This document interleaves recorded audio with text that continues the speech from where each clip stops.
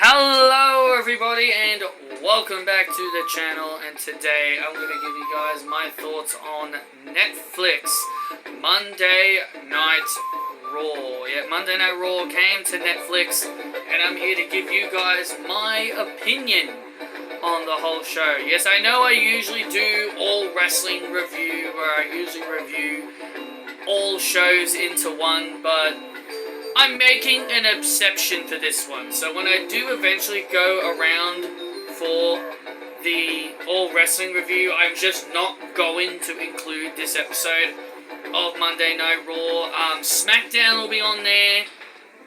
Wrestle Dynasty, where with Mercedes' match, will be on there. NXT New Year's Evil will be on this.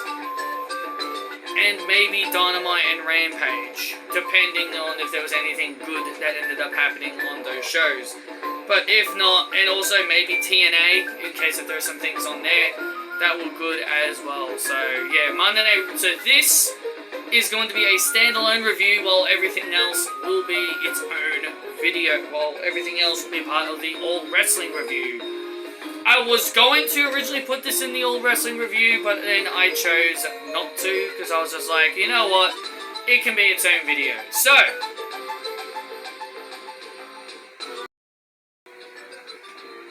okay, so let's kick things off here. So they do like this big, Triple H is like standing in the ring as like this thing was playing at the start.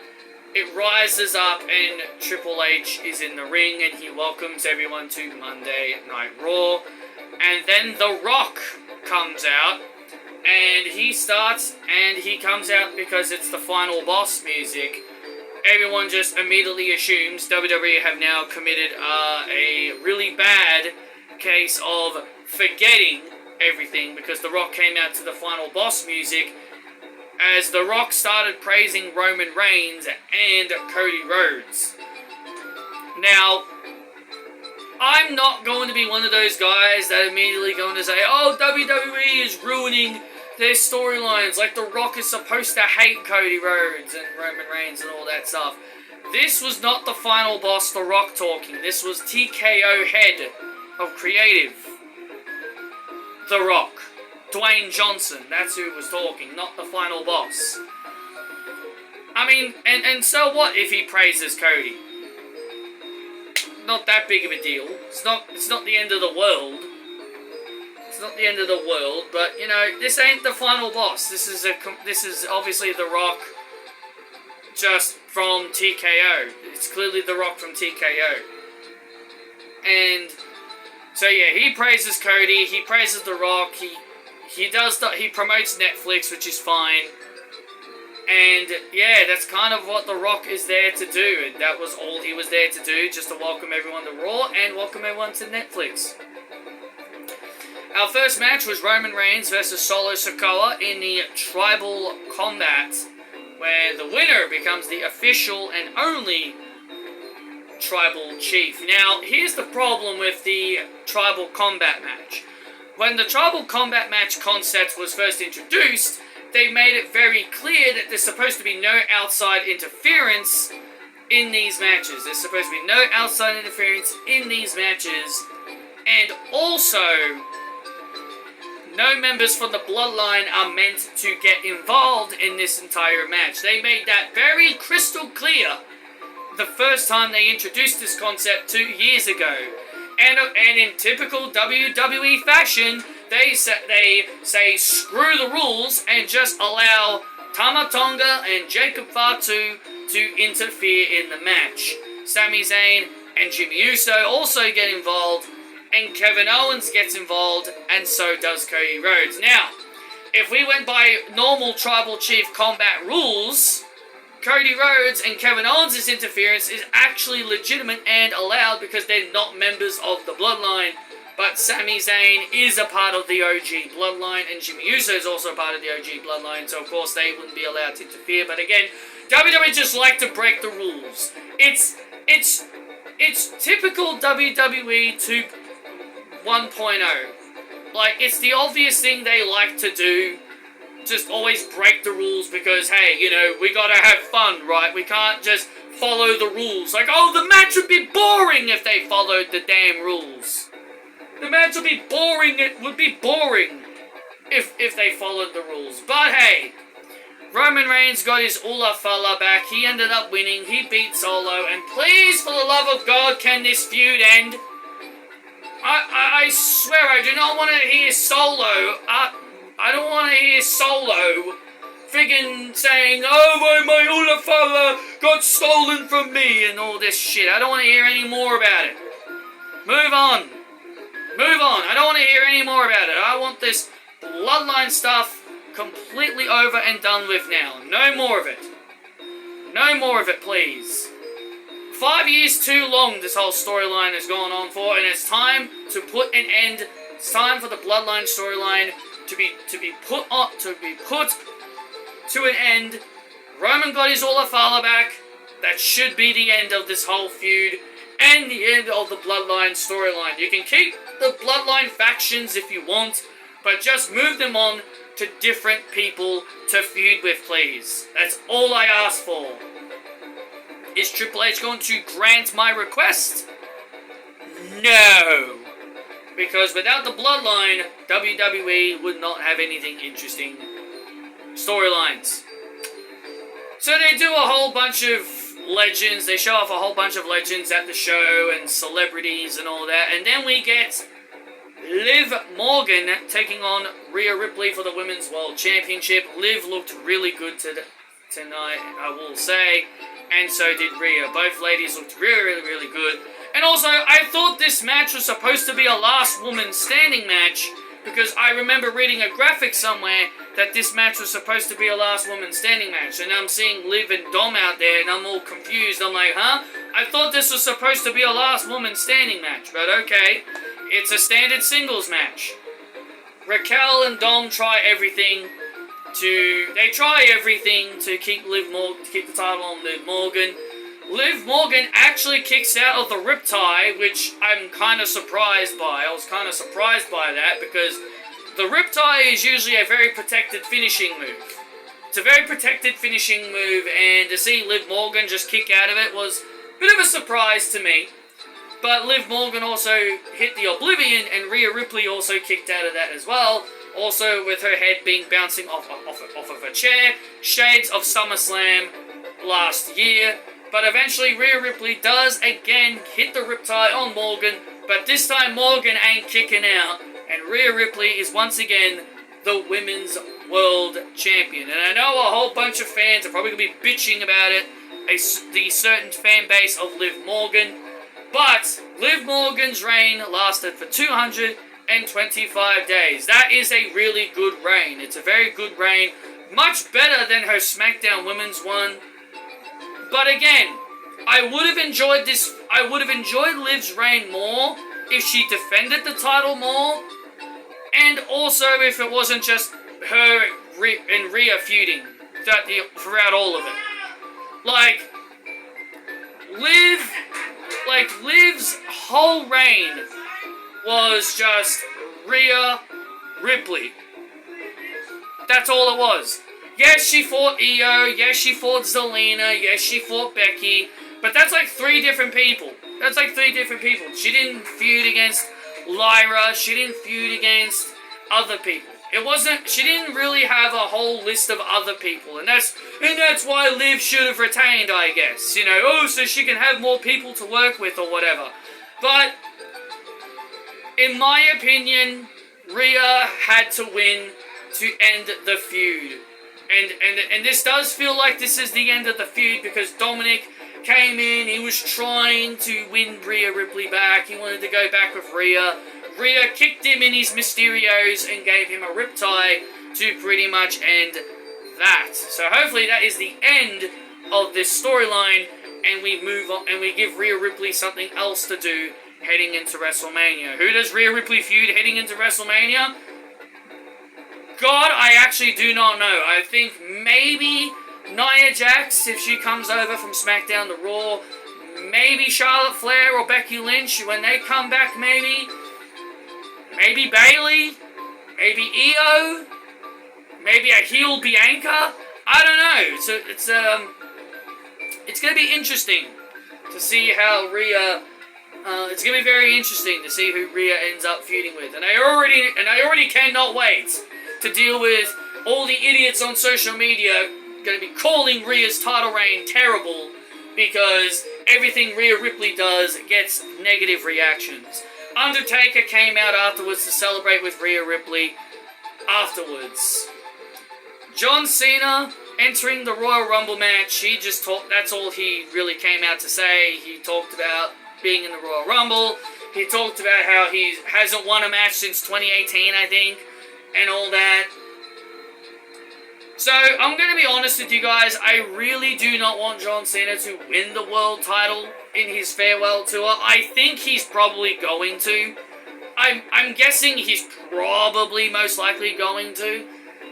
So, again, I'm assuming he probably will win the top belt in his farewell tour.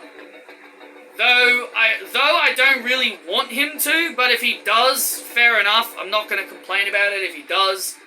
I wouldn't mind him getting a run as IC champion, maybe like a cup of coffee, run as the IC champion. You know, maybe like about a month or so with that belt. But again, it really depends on what they want to do with John Cena. And it seems like the big money match they want to do at WrestleMania could be John Cena versus Cody Rhodes. If I'm going to be honest with you, I would rather take that over John Cena potentially fighting Logan Paul, of all people, at WrestleMania.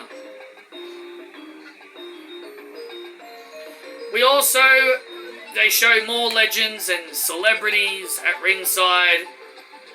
They then show some guy named Travis Scott who had a custom hardcore title.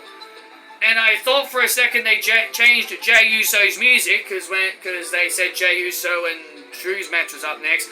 I almost had a panic attack thinking they changed Jey Uso's music to some shitty rap music. But it was the new theme song of Raw done by a guy named Travis Scott. I don't know what is it with WWE and rappers. They use so much rap music. It's stupid, man. It's stupid. I'm not the biggest fan of rap music, but man, it's always rap music with this company. Can't it be some heavy metal for once in its life? Does everything need to be rap? That's really all I'm gonna complain about in there. Because man, I'm kind of tired of always hearing rap music. Every single thing has to be some kind of hip-hop rap kind of thing. But oh well, it is what it is. Jey Uso comes out to have his match with Drew McIntyre. The match was fine. This is probably the one match I didn't really care all that much about. And I guess I didn't care for Roman versus Solo either, because I just wanted that feud to be over. But Jey Uso got the win over Drew, and he pretty much sucked him in. Pat McAfee is back on commentary, and he was yeeting like a mother trucker. And Michael Cole was also worn out as well. Nice to see Pat McAfee back. But I do miss Joe Tessitore and Wade Barrett on commentary. I thought they were a good commentary duo.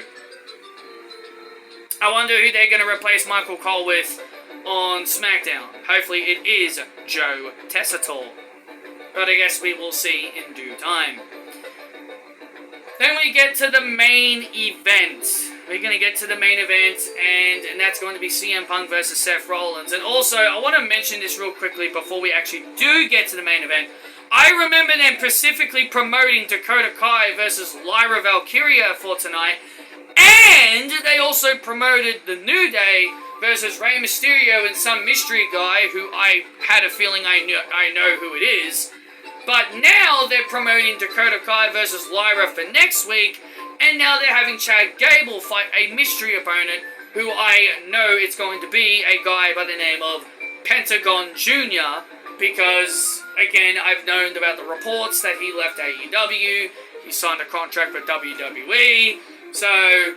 And I know his brother Ray Fenix was supposed to also join him, but he's now still in AEW with his contract and all that. So yeah, that's kind of shitty, but you know what? It is what it is.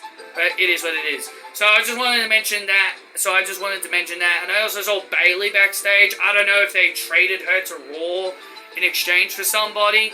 But hey, you know, I guess everyone is just allowed to be on the premiere episode of Netflix. Because who gives a shit about the draft anymore?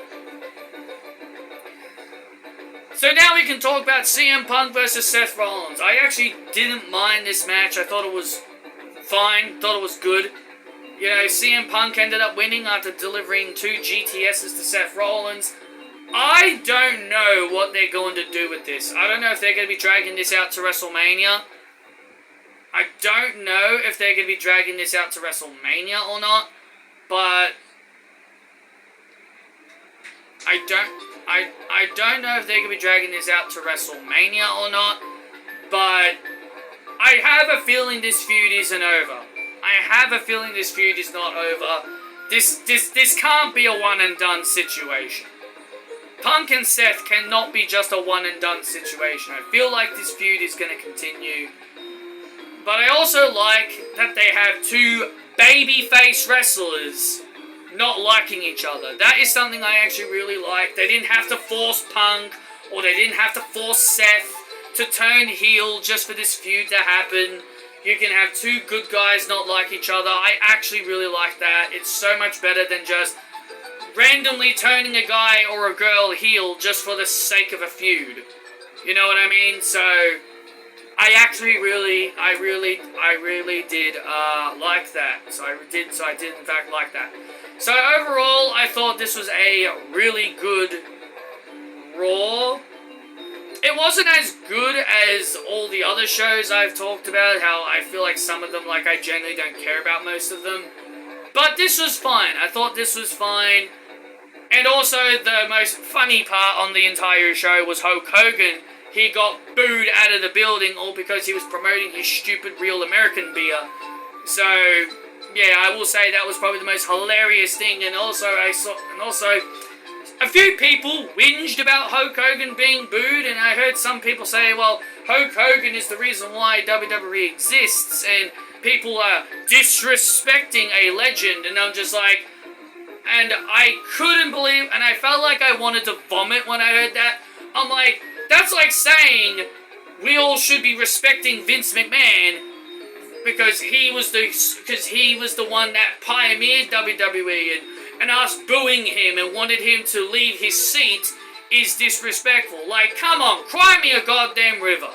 People can cheer and boo whoever the hell they want.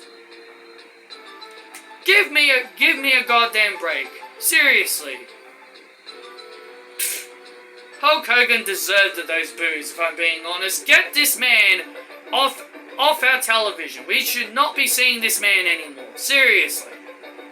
Absolutely ridiculous how people were trying to defend Hulk Hogan appearing on the show and calling the fans disrespectful for booing a legend. They can boo a legend if they want to boo a legend. They can boo whoever the hell they want, and they can cheer for whoever the hell they want. So that's all I'm going to say about that. So thank you all so much for watching this review of Raw on Netflix. And I will see you guys next time for the All Wrestling review. As I said, it will be SmackDown Wrestle Dynasty, because I'll be talking about Mercedes Moné's match with Mina Shirakawa, TNA, and possibly AEW Dynamite and Collision if there were anything noteworthy on those shows. So thank you all, and also NXT New Year's Eve. Thank you all for watching, and I will see you all in the next video.